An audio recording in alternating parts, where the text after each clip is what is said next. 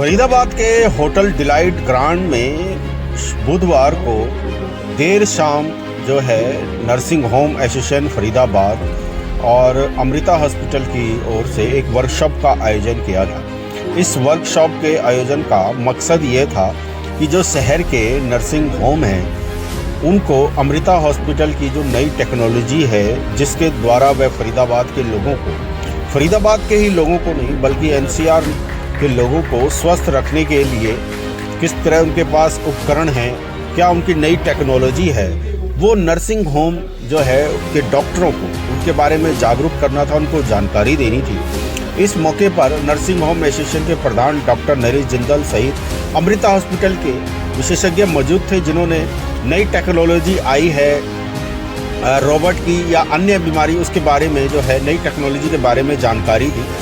शुरुआत मौके पर जो है जो डॉक्टर पैनल आया हुआ था उनको जो है प्लांट देकर उनका स्वागत किया गया। मौके पर आप देख सकते हैं, हम विजुअल दिखा रहे हैं। और अमृता हॉस्पिटल ने जो है विस्तार से जानकारी दी कि किस तरीके से अमृता हॉस्पिटल बल्कि शहर के लोगों के लिए तो है ही बेनिफिट उनके लिए, बल्कि दिल्ली एनसीआर के लोगों के लिए भी एक वरदान है और वह किस तरह आम जनता के लिए हेल्पफुल है और किस तरह से कम रेटों में जो है बढ़िया इलाज लेकर आए हैं, इसकी जानकारी दी है। तो ज़्यादा ना देर करते हुए हम आपको पूरी विजुअल दिखाते हैं। स्किप मत कीजिएगा वीडियो दोस्तों, पूरी देखिएगा और क्या पता आपके लिए ये ज्ञानवर्धक की चीज़ें हों। तो आप पेज को हमारे फॉलो करें और सब्सक्राइब करें और नियमित रूप से हमारे पेज पर जो भी अपडेट होती हैं फरीदाबाद की न्यूज़ उसको देखें, हमारा हौसला बढ़े। तो देखते रहिए पूरी वीडियो। नमस्कार।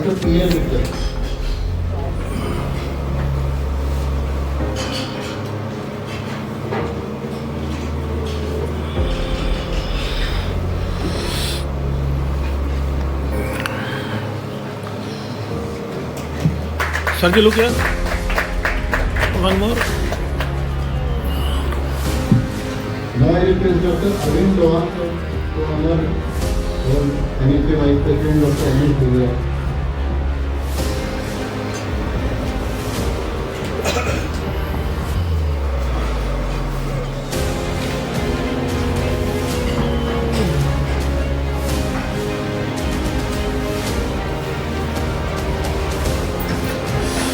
Sir, look here.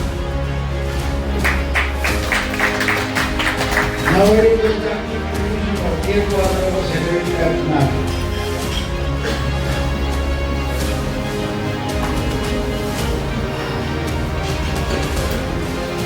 Sir.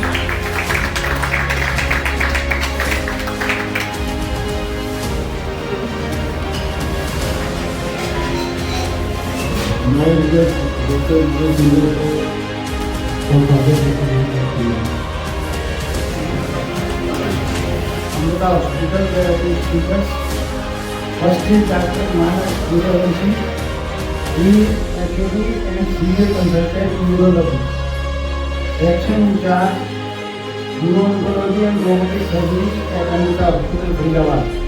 With more than 18 years of experience, Dr. Suryavanshi, NCF Gold Medalist, is amongst the accomplished neuro-oncologist and robotic surgeon in India. Prior to this, Dr. Suryavanshi was the director neuro-oncology and robotic surgery at Medanta, Gurgaon. His key interests include cancers of prostate, kidney, urinary bladder, penile, testicular and adrenal masses. His topic today is robotic neurology and co-therapy. Dr. Vanshi. Thank you for the introduction, sir. And technological explosion, and it's a nice evening to be with my fellow colleagues over here in Faridabad. And I'll take you through some myriad shades of robotics in urology and where we are headed in terms of minimal invasion and cancer. So the story begins somewhere in 1999, and we have come a long way, and we have had 4 generations of evolution of the robot, and we have the state-of-art Da Vinci Xi, the latest generation at Amrita, which is the highest version that is possibly available. So just to give you a gist, we have 3 parts to a robot. The first one is the patient part, which has the instruments and goes through 3 holes into the patient's body. second one is the observation tower, and third one is the console. And this is what the OT somewhat looks like.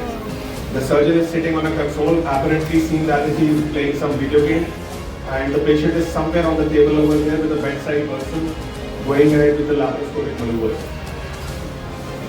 So what exactly has happened during the robotic era over the last 10-15 years? We have had some deliverables in urology with advantages and disadvantages, and there is a pretty discussion and debate about open surgical trainings now. America went on into cardiac surgery, went into bankruptcy, came back into pelvis in urology, and is one of the biggest companies with almost more than 6% of profit. That's the kind of advancement that we have achieved. That's where we reach the lymph node dissections on the iliac vessel. And just to short The difference is that we give a more collaborative approach. All the hospitals provide you with neurosurgeons who will look at the patient individually by themselves, but we work as a team. We have verticals, specialists in epilepsy, movement disorders, stroke, orthospine, vascular, etc. But because we work as a team, 2 pairs of hands and 2 pairs of eyes are better than one. And when they get collective experience of more than 30-40 years amongst us, the patient will always get the best, like any other institution like AIMS or any other hospital that you would send to. The same effect they will get in a private center like in Amrita. I'm going to take you through quick advances, whatever we can in the next, say, 10 to 15 minutes. In neurosurgery, the only way to image was angiography. So this was all that was before we trained. Then came CT and MRI, with which we could see what things are inside. And intraoperatively, all that we had was just X-ray. Maybe we could use it in a transfemoral surgery to see where we are. Not to be watching on an aneurysm once it is of continuous size and So we at Amrita are doing robotic surgeries together as a teamwork, and Ridesh is an integral part of our robotic team of urology. And I thought he wanted an introduction, and Ridesh sits with me over there. And we have been able to deliver almost 50 odd cases till now. And he's also fellowship trained in the same in one of the previous institutions. Doctor साहब, आज nursing home association की meeting में आप आए हैं और किस topic पर आप शहर के डॉक्टरों को आज जागरूक कर रहे हैं? मैं doctor Manav Suryavanshi, head of department urology, Amrita hospital Faridabad से आया हूं आज नर्सिंग होम एसोसिएशंस में, और हम आज बात करेंगे da Vinci XI robotic surgeries और उनका विशेषतर रोल यूरोलॉजी की डिजीज़ में। फरीदाबाद में पहली बार अमृता हॉस्पिटल में da Vinci XI robotic surgery शुरू की गई है और हम इसमें बेहतरीन किस्म के रिजल्ट्स डिलीवर कर चुके हैं। मैं तकरीबन 1700 रोबोटिक सर्जरीज़ के एक्सपीरियंस से आता हूं। आज की डेट में प्रोस्टेट कैंसर, पेशाब की थैली या bladder cancers, kidney cancers, testicular cancers, phenyl cancers जैसी चीज़ों में, और जन्मजात ऑब्स्ट्रक्शंस जो होती हैं पेशाब के रस्तों में, जैसे यूरेट्रोपेल्विक जंक्शन ऑब्स्ट्रक्शन या यूरेट्रिक स्ट्रिक्चर्स में, बेहतरीन तरीके से छोटे छोटे होल्स से हम किस तरह से सर्जरीज कर पाते हैं और पेशेंट्स कैसे अपनी दिनचर्या में 10 से 12 दिन में पूरी तरह फिट होकर चले जाते हैं, हम इसके बारे में सबको ज्ञात कराएंगे। धन्यवाद। सर, आज नर्सिंग होम एसोसिएशन की मीटिंग का आयोजन किया गया है और आप यहाँ पर पहुँचे हैं। शहर के कई डॉक्टर इसमें पार्टिसिपेट कर रहे हैं। किस टॉपिक पर आज आप डॉक्टरों को जागरूक करेंगे? मैं डॉक्टर आनंद बालासुब्रमण्यम हूँ। मैं अमृता हॉस्पिटल में हेड ऑफ डिपार्टमेंट न्यूरोसर्जरी में।